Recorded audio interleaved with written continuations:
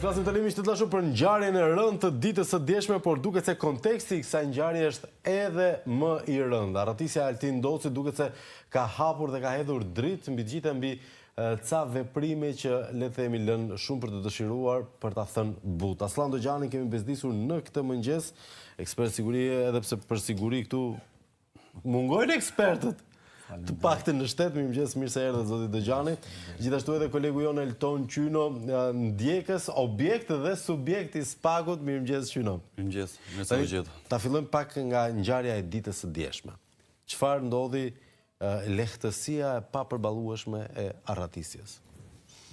Po të shikosh në një mënyrë, po them, nga ana e një ekspertit, por edhe një qytetari thjesht, e shikon që ai nuk është arratisur, por ata e kanë liruar.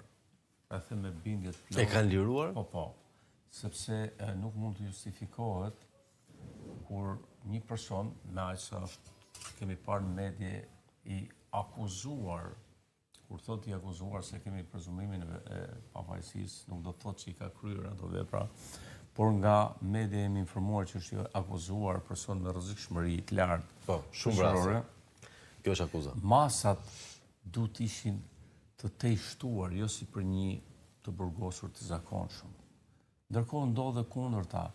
Për një të burgosur të thjesht mund ta marrin me pranga, policin në rrugë për një fjalë, vetë pranga t'i vë mrapa, ndërkohë ai ishte sa pash unë i palidhur fare. Po. Me pak polic, ndërkohë që ai duhet ishte me pranga, duhet ishte ndoshta për shkak të rrezikshmërisë edhe me zinxhir në këmbë. Prandaj them që e kanë liruar, por çfarë ndodh në sistemin e burgjeve? Unë jam avokat dhe kam filluar të punoj avokat, por edhe si për eksperiencën që kam dhe dhënat që marrim për ditë, situata në burgje është shumë e rëndë. Ta them, problemet janë të jashtëzakonshme, saqë e thash edhe në një studie tjetër që rrezik në ditë mos ndodh kur të sulmojnë me dron ose me një raketë. Pritet ndihmoj pak me mikrofonin ndërkohë se ka kështu zhvillime. Mos ndodh, po aq shumë janë fuqizuar grupet dhe duke ndjekur njëri tjetrin në një ditë do të sulmojnë edhe në një burg me një raketa, me një drona, me një minë me sahat, me një tritol, sepse situata është shumë e rëndë. Korrupsioni në burgje është i jashtëzakonshëm. Sot, për të futur një celular, duhet paguash 1.000 euro tek drejtuesit. Është menu. 500 euro, po, 500 euro për ta majtë çdo muaj telefonin në burg.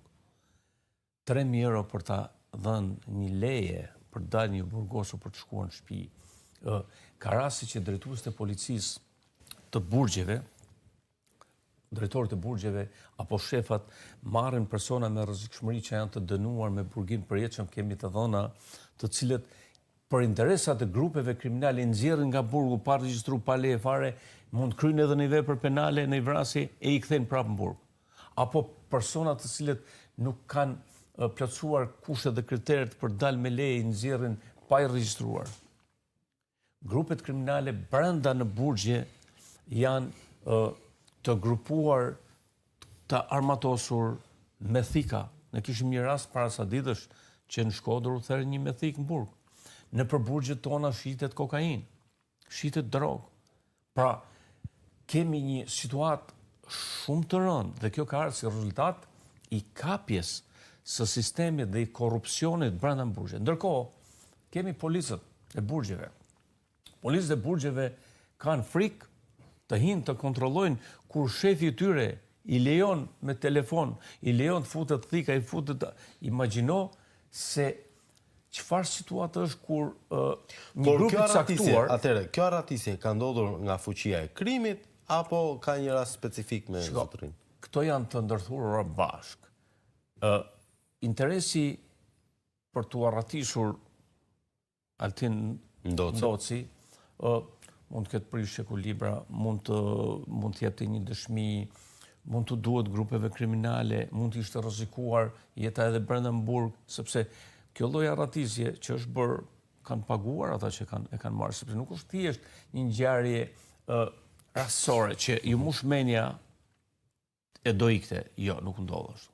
Pra, nuk kemi të bëjmë me shpërdorim detyre, nuk kemi të bëjmë me një neglizhencë, edhe këto mund të jenë të ndërthurë brenda, por kjo është një skem, një mënyrë perfekte e organizimit, e menduar mirë, me detaje, se ku do të, sepse edhe ata kanë marrë masa që edhe të mos kapen, sepse që ndodhë. Burgu është në qendër Durrësit, është afër policisë. Policia në rastet të ngjarjeve të tilla kriminale ka një plan masash që në një moment ku ndodhin ngjarje gjithë secili e di vendin ku do shkojë. Patrulla e policisë e ka vendin filan vend, po them në kryqëzimin X. Policia kriminale këtu. Pra merren masa, ndërkohë masat që kanë marrë këta që kanë marrë masa për të arratisë Altin Doci, kanë qenë masa të cilët më të mira se të policisë, dhe e dyta, sigurisht që për mendimin tim, që unë kam bindjen që nuk mund bëhet pa një bashkëpunim midis policisë burgjeve, policisë shtetit, pra ata kanë marrë masa që ai të largohet dhe mos të kapë.